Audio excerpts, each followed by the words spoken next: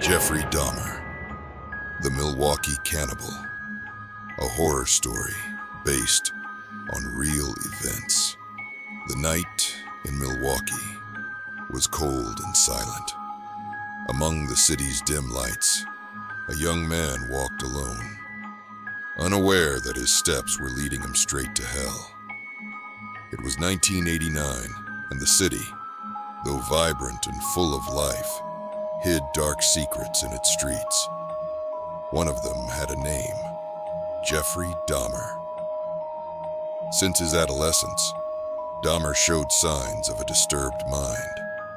Fascinated by death, he collected dead animals and experimented on them at home. His obsession grew over the years, evolving into something far more sinister: the need to possess, to control life and death. His apartment, number 213 at Oxford Apartments, became a chamber of horrors. At first glance, it was a messy and foul-smelling space, but what it concealed was far worse. The stench of decomposing flesh permeated the walls, while skulls and human remains rested in his refrigerator. Every victim who entered there never came out. One night, Dahmer lured a young man to his apartment with the promise of money and company. When the victim least expected it, a precise blow to the head left him unconscious. Dahmer coldly strangled him and, as in previous occasions, set about dismembering him. But that wasn't enough.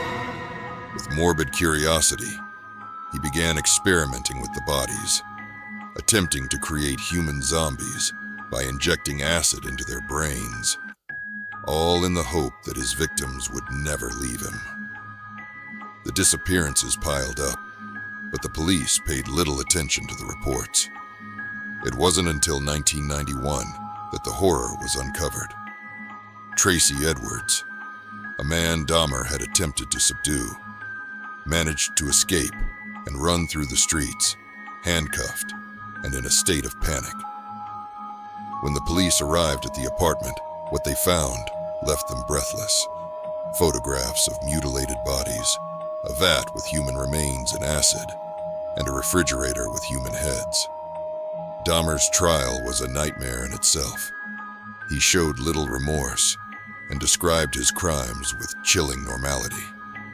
He was sentenced to life in prison, but his end would come soon. In 1994, another inmate brutally attacked him in prison, ending his life violently, as if fate had finally collected his blood debt. Jeffrey Dahmer not only left a trail of horror, but also became one of the most terrifying figures in criminal history. His story is a warning that evil can hide behind the most ordinary facade, waiting for the exact moment to unleash its darkness.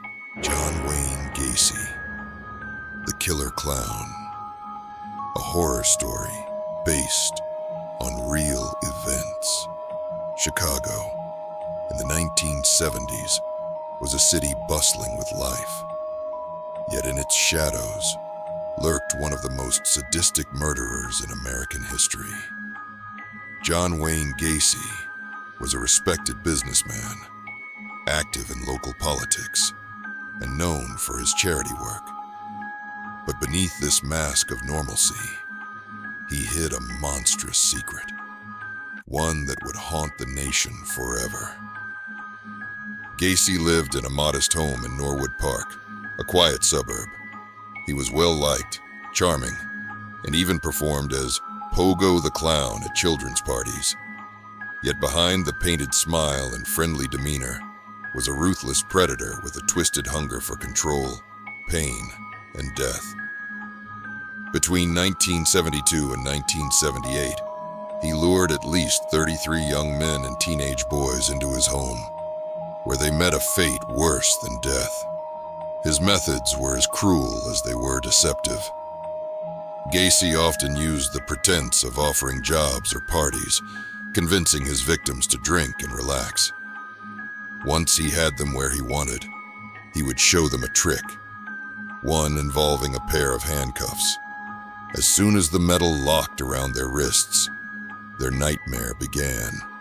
Stripped of freedom, his victims were subjected to hours, sometimes days, of unspeakable torture. The basement of his home was his personal dungeon, a chamber of horrors where young men suffered at his hands. He took pleasure in their fear, in their cries for help that no one would ever hear. When he was done playing his sick games, he would strangle them slowly, enjoying their final moments of agony. As time passed, the smell of decay began to seep through his house. But Gacy carried on with his life, as if nothing was amiss. He buried most of his victims beneath his home, cramming their bodies into the crawl space. When he ran out of room, he disposed of them in the nearby Des Plaines River. But even as the walls of his grotesque secret closed in, Gacy remained arrogant, believing himself untouchable.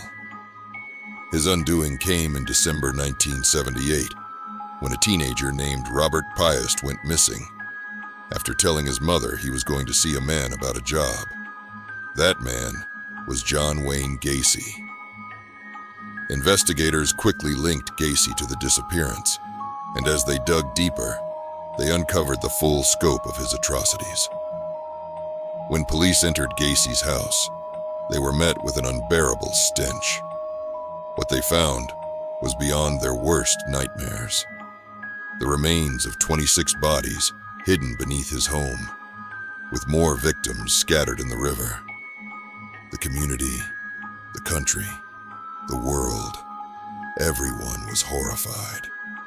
How could such evil have lived among them for so long?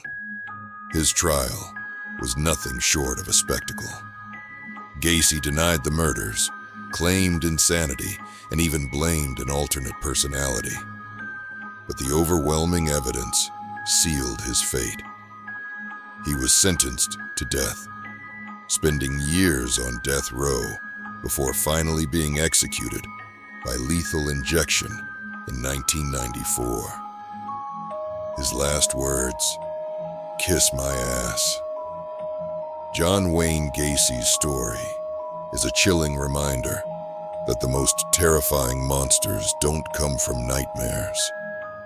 They walk among us, wearing masks of normalcy, waiting for their moment to strike. If you found this story chilling, there are many more terrifying tales to uncover.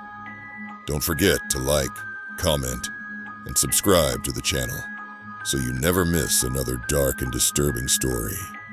Hit the notification bell to stay updated, and join us as we dive into the most shocking crimes in history.